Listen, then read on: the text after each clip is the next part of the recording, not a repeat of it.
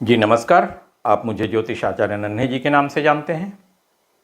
आज के इस वीडियो में हमारी चर्चा का विषय होगा सेपरेशन, डाइवोर्स या पति पत्नी के बीच में तकरार को दूर करने के लिए, प्रेम बने रहने के लिए जन्म कुंडली के माध्यम से क्या क्या ग्रह दोष निवारण करना चाहिए। तो इस संदर्भ में सबसे पहले यह जान लिया जाए कि विवाह या वैवाहिक जीवन का विचार जन्म कुंडली के 7वें भाव और 7वें भाव के स्वामी की स्थिति से किया जाता है।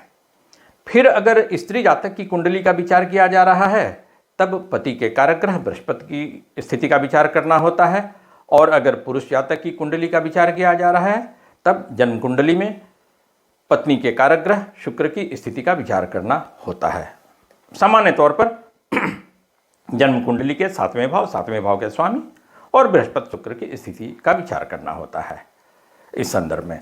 लेकिन किसी किसी जातक की जन्म कुंडली में जन्म कुंडली के दूसरे भाव, जन्म कुंडली के नवम भाव जो कि भाग्य स्थान, स्त्रियों के लिए सौभाग्य स्थान, फिर जन्म कुंडली का प्रथम भाव यानी जन्म लगन का भी विचार करना होता है, वह किसी किसी जन्म कुंडली में। लेकिन प्रायः जो है वह जन्म कुंडली के 7वें भाव के स्वामी और बृहस्पति शुक्र की स्थिति के विचार करने से यह जानकारी मिल जाती है कि जन्म कुंडली के माध्यम से क्या क्या ग्रह दोष निवारण करना चाहिए या क्या क्या ग्रह दोष है वैवाहिक जीवन में।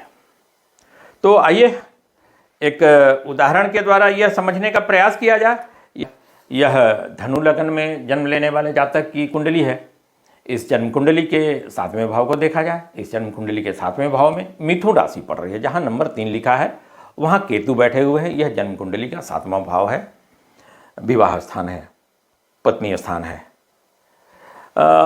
इस जन्म कुंडली के 7वें भाव में केतु बैठे हुए हैं। 7वें भाव स्थित केतु और 7वें भाव पर जन्म कुंडली के 12वें भाव से मंगल की 8वीं पूर्ण दृष्टि पड़ रही है। मंगल जहां बैठे होते हैं वहां से चौथे, 7वें और 8वें भाव को अपनी पूर्ण दृष्टि से देखते हैं। तो जन्म कुंडली के 12वें भाव से जन्म कुंडली के 7वें भाव पर मंगल की दृष्टि का पड़ना यह पति पत्नी के बीच में कलह करवाता है, और यह कलह जो है हिंसक रूप भी ले सकता है। ऐसे में यहाँ ग्रह दोष निवारण करना जरूरी होगा।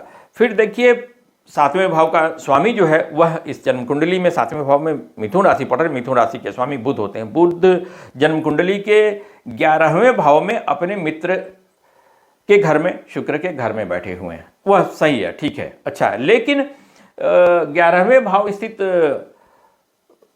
बुध पर केतु की 5वीं पूर्ण दृष्टि पड़ जा रही है, और वह बुध जो है एक तरफ से सूर्य से और दूसरे तरफ से मंगल से घिरा हुआ है। दो तरफ से पापी ग्रहों से वह घिरा हुआ है। यह भी एक कमजोर पक्ष है इस कुंडली का। तो यहाँ ग्रह दोष निवारण के रूप में